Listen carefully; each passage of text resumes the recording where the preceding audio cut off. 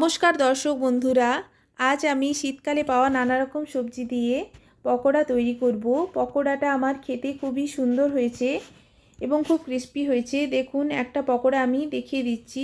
দেখুন পকোড়ার ভেতরটা কতটা সুন্দর এবং সবজিগুলো খুব সুন্দরভাবে সেদ্ধ হয়ে গেছে।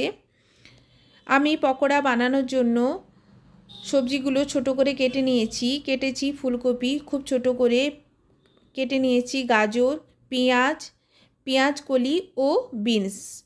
সবজিগুলো খুব ছোট ছোট করে কেটে নিতে হবে। একটু পরিমাণ মতো লবণ দিয়ে সবজিগুলোকে আমি ভালো করে হাত দিয়ে মেখে নিচ্ছি। এতে করে সবজি থেকে জল রিলিজ হবে এবং সবজিগুলো খুব নরম হয়ে যাবে।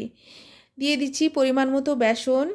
একেবারেই যদি বেসন আপনারা ঠিক মতো না অ্যাড করতে পারেন, তাহলে অল্প অল্প করেও বেসন দিয়ে ব্যাটারটা তৈরি করতে পারেন। দিয়ে দিচ্ছি চালের